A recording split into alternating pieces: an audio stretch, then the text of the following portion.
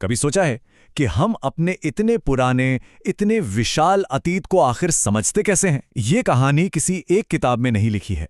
ये तो हजारों ग्रंथों में बिखरी हुई है और हर पन्ना एक नया राज खोलता है।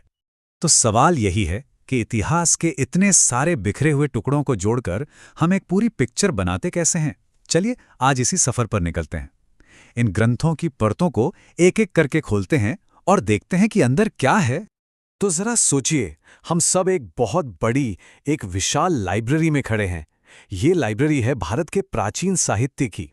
यहाँ रखी हर किताब, हर मैन्युस्क्रिप्ट उस जमाने की एक झलक देती है। और ये सिर्फ कहानियां नहीं हैं, बल्कि ये तो उस दौर के समाज, उनकी सोच और उनके जीने के तरीके को समझने की चाबियां हैं।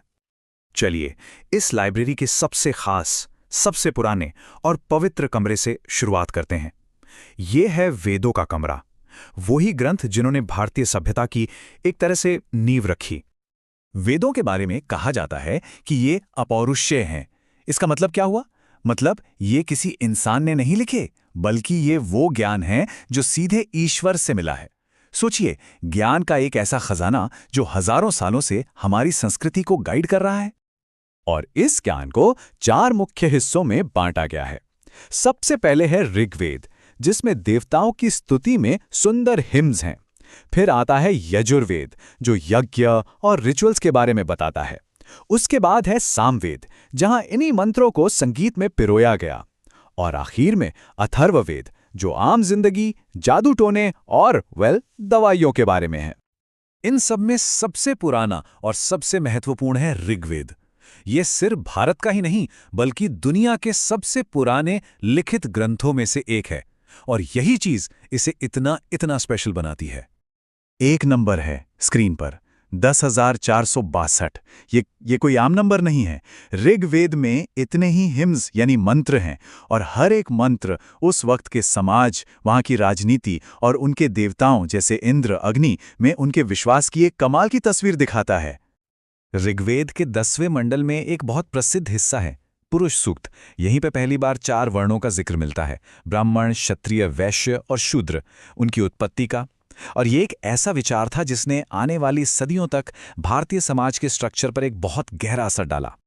बाकी वेद भी इस कहानी में गजब के रंग भरते हैं, जैसे यजुर्वेद जो हमें यज्ञ की जटिल विधियों के बारे में बताता है, और सामवेद, वाह, इसे तो भारतीय संगीत का जनक कहा जाता है। कल्पना कीजिए, पहली बार मंत्रों को सुर और ताल दिए गए थे। तो चलिए अब लाइब्रेरी के अगले सेक्शन में चलते हैं। यहाँ वो ग्रंथ रखे हैं जिन्होंने वैदिक विचारों को आगे बढ़ाया, उनकी व्याख्या की और उन्हें कहानियों और कानूनों का रूप दिया। वैदिक काल के बाद समाज और जटिल होता गया, तो लोगों को जीवन जीने के लिए नए नियमों और गाइडलाइंस की जरूरत पड़ी। और इसी जरूरत से पैदा हुए नए ग्रंथ जैसे स्मृति ग्रंथ, धर्मसूत्र और पुराण। और यहीं पर चीजें दिलचस्प हो जाती हैं। ये ग्रंथ हमेशा एक ही बात नहीं कहते। देखिए, एक तरफ मैत्रेयणी संहिता है जो महिलाओं को जुए और शराब जैसी बुराइयों में गिनती है, और वहीं दूसरी तरफ शतपथ ब्राह्मण है जो पत्नी को अर्धांगिनी कहता है, यानी पुरुष का आधा अंग। इससे साफ पता चलता है कि प्राचीन भारत में महिलाओं की स्थिति को लेकर कितने अलग अलग, यहां तक कि विरोधाभासी विचार थे। फिर आते हैं पुराण। इन्हें हम प्राचीन भारत का कहानी कोश कह सकते हैं। कुल 18 हैं, और ख़ास बात यह है कि इन्हें सरल संस्कृत में लिखा गया। क्यों? ताकि आम लोग भी इन्हें सुन और समझ सकें, यहाँ तक कि वो लोग भी जिन्हें वेद पढ़ने की अनुमति नहीं थी।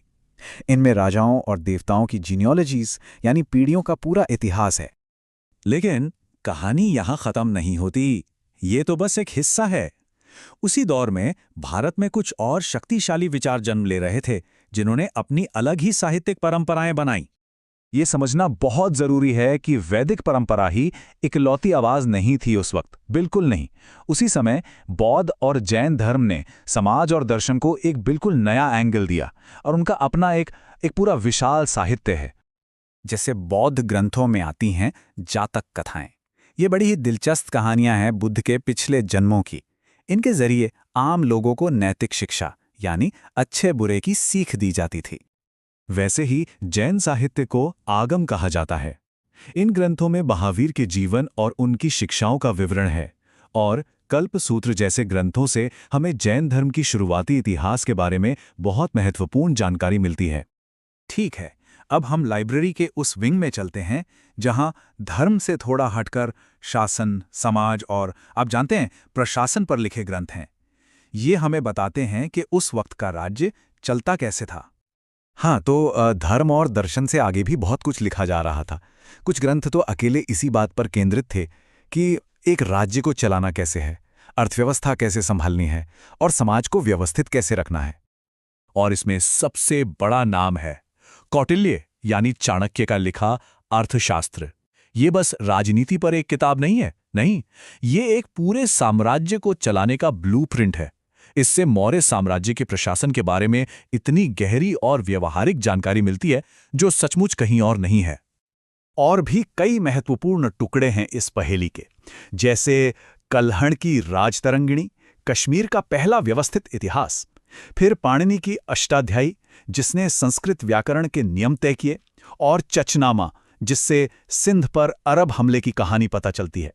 ये सभी ग्रंथ इतिहास के अलग अलग हिस्सों पर रोशनी डालते हैं। तो आखिर में हम वापस उसी सवाल पर आते हैं, जब एक लाइब्रेरी इतनी अलग अलग और कई बार एक दूसरे से बिल्कुल उल्टी बातें कहने वाली आवाज़ों से भरी हो, तो सच क्या है? इतिहास की कहानी लिखी कैसे जाती है? शायद इतिहास लिखना किसी एक सच को खोजने के बारे में है ही नहीं। शायद ये इन सभी आवाज़ों को सुनने, उन्हें समझने और उनके बीच जो संवाद है उसे पकड़ने के बारे में है, क्योंकि असली कहानी शायद इन्हीं विरोधाभासों के बीच कहीं छिपी है।